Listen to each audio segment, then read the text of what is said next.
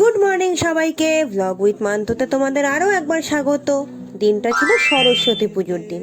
সাত সকালে আড়মোড়া কাটিয়ে নিজেকে ঠেলে ঠুলে তুলেছি, কিন্তু ল্যাদ খেয়েই যাচ্ছিলাম। ঘুমের প্রভাব কিছুতেই কাটছিল না। শেষে চোখে মুখে জল দেওয়াতে একটু ফ্রেশ লাগছে। তো চলো আজকে সারাদিনের গল্প তোমাদের শোনাই। প্রথমেই উঠে আগে বিছানাটা তুলে নিয়েছি।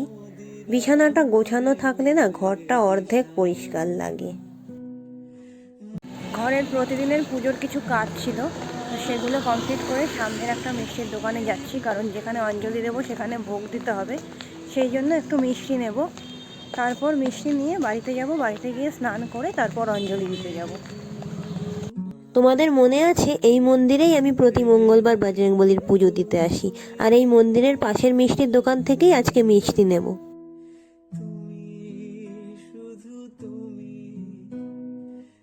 এখানে নানা রকমের মিষ্টি ছিল। আমি ঠাকুরের ভোগের মিষ্টি নিয়ে নিয়েছি, আর দেখো কত তাড়াতাড়ি আমি বাড়িতেও চলে এসেছি। হলুদটা বেটে নিয়ে স্নানে চলে যাব। এই সরস্বতী পুজো নিয়ে সবারই ছোটবেলার অনেক স্মৃতি জড়িয়ে আছে। যেমন পুজোর আগে কুল খেলে ফেল করব, পুজোর দিন সকাল সকাল ঘুম থেকে উঠে ঢুলু ঢুলু চোখে হলুদ মেখে স্নান করে সবচেয়ে কঠিন বিষয়ের বই সবার আগে ঠাকুরের পায়ের কাছে রাখা, বিশেষ করে অঙ্ক বই। তারপরে অঞ্জলি দিয়ে শাড়ি পরে ঠাকুর দেখতে বেরোনো। সত্যি দিনগুলো কি ছিল, তাই না? ছোটবেলাটা কত তাড়াতাড়ি আমাদের জীবন থেকে চলে যায়। যাকগে, হলুদ বাটা কমপ্লিট, এবার স্নানে যাই, না হলে অঞ্জলিটাই আর দেওয়া হবে না। ঠাকুরের কাছে বেজোড় সংখ্যার ফল প্রসাদ দেওয়ার নিয়ম আছে। আমি শাকালু, পেয়ারা আর কুল ফল প্রসাদ হিসেবে দিয়েছিলাম।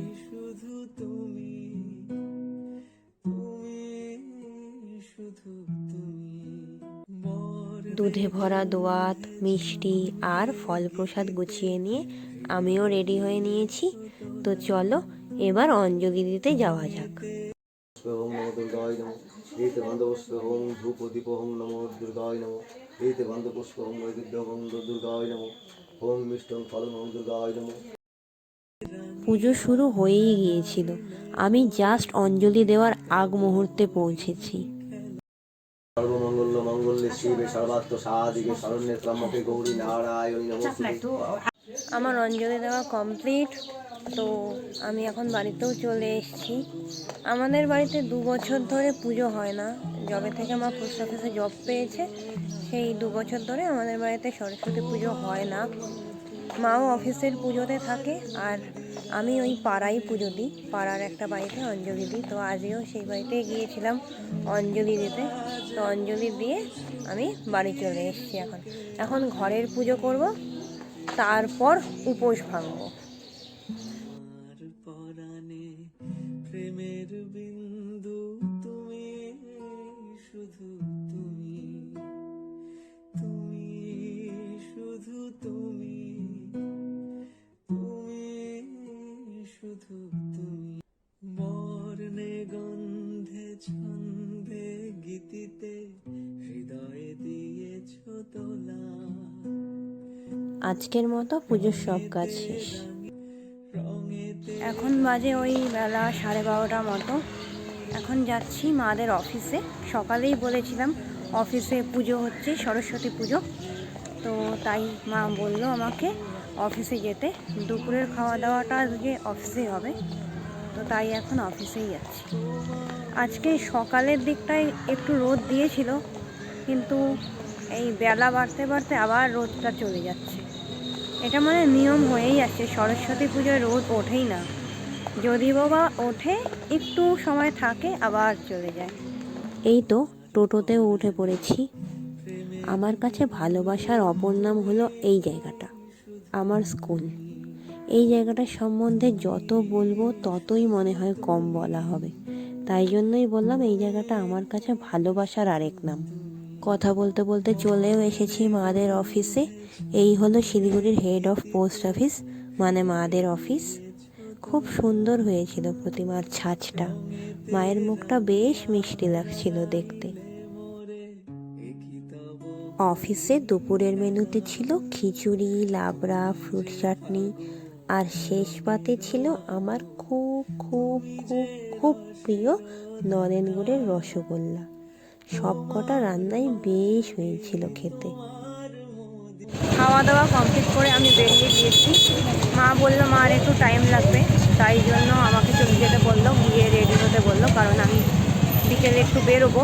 সারাদিন তো এই সেই করেই চলে গেল, তাই একটু বেরোনো হলো না, তাই বিকেলে একটু বেরোবো ঘুরতে। তো চলো যাই, এখন বাড়িতে গিয়ে রেডি হই। বাড়িতে চলে এসেছি। আসার পথে একটু মার্কেটে ঢুকেছিলাম, সামনেই মার্কেট, তো মার্কেটে গিয়েছিলাম একটু দুটো জিনিস কিনতে। তো চলো তোমাদেরকে শেয়ার করি সেই জিনিসগুলো। এই চুড়ি গাছা নিয়েছিলাম, সাথে সরু একটা চেন নিয়েছিলাম, আর এক জোড়া কানের নিয়েছিলাম। এরকম টুকটুক করে অনেকগুলো কানের জমেছে আমার। একদিন সময় করে তোমাদের দেখাবো সেই কানেরগুলো।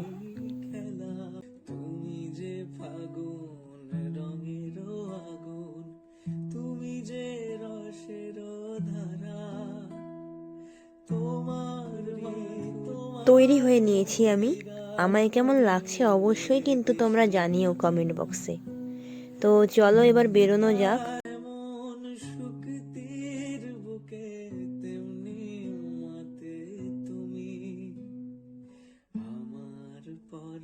ওই যে বাঙালিয়ানার সাজ সেজে, পাঞ্জাবি পরে, হাতে ফুল নিয়ে অপেক্ষারত এক প্রেমিক দাঁড়িয়ে। কি সুন্দর রং বেরঙের সব ফুল। ফুল জিনিসটা সবারই ভীষণ প্রিয়, আর আজকের দিনে তো আরো বেশিই প্রিয়, তাই আজ ফুলের দরটাও বেশি। আমি নিজেও একজন ফুলপ্রেমী মানুষ, তাই আমি আমার ভালোবাসা ফুল দিয়েই নিবেদন করলাম।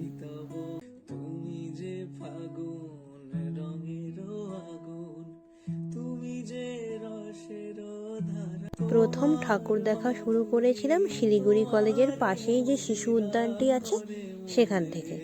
সেখানে সাধারণের মধ্যেই করেছিল, বেশ সুন্দর করেছিল। নববর্ষের থিম ছিল ওখানে, আর মূর্তিটিও বেশ সুন্দর হয়েছিল। তারপরেই চলে গিয়েছিলাম শিলিগুড়ি কলেজে। দেখতেই পারছো ঢোকাই যাচ্ছিল না। প্রতি বছরই এরকম হয়।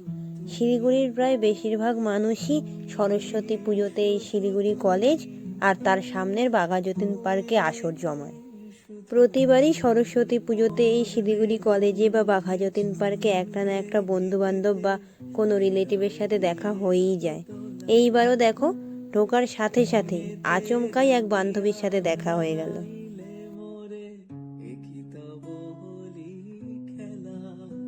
কথায় বলে সরস্বতী পুজো নাকি বাঙালির ভ্যালেন্টাইন্স ডে।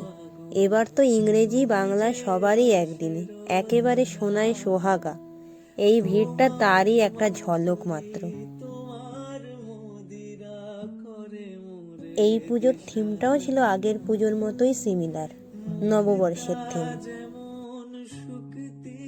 এই পুজোটা ছিল শিলিগুড়ি কলেজের বয়েজ হোস্টেলের পুজো। শুনলাম আলপনাটা নাকি চাল, ডাল আর গাজর দিয়ে বানানো। ভাবতে পারছো কি সুন্দর হাতের কারুকার্য, কি অসম্ভব সুন্দর হয়েছিল আলপনাটা। তারপর গিয়েছিলাম শিলিগুড়ি কলেজের মেন গেটের পাশেই আরেকটা পুজো হয় সেখানে। এখানে একটা বড় ঠাকুর ছিল আর একটা ছোট ঠাকুর ছিল। ছোট ঠাকুরটারই পূজা হয়েছিল। আর এখানকার থিম ছিল স্লেটে লেখা অ আ ক খ 1 2 3 4 1 2 3 4 এসবই। ঠাকুর দেখতে দেখতেই আমাদের সাথে শিলিগুড়ি কলেজে আরো দুটা ফ্রেন্ড জয়েন করেছিল, সানি আর সুরভি। এরপরে চলে গিয়েছিলাম শিলিগুড়ি গার্লসে।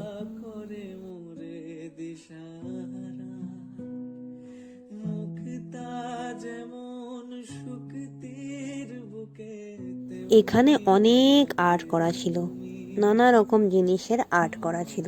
আর ছিল ঠাকুরের সামনে একটা ফুল আর একটা বীণা মিলিয়ে আলপনা দেওয়া। প্যান্ডেলটা সাধারণের মধ্যে খুব সুন্দর ছিল, আর ঠাকুরের মুখটাও বেশ সুন্দর লাগছিল।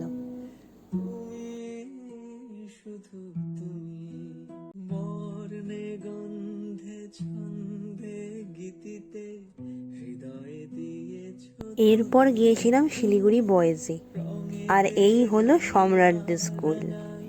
সামনেই একটা ফোয়ারা ছিল, আর অনেক ধরনের লাইটস ছিল। থিমটা ছিল গ্রামের ঠাকুর, এবং ঠাকুরের সামনে ছিল বেশ সুন্দর একটা গণেশজির আলপনা করা।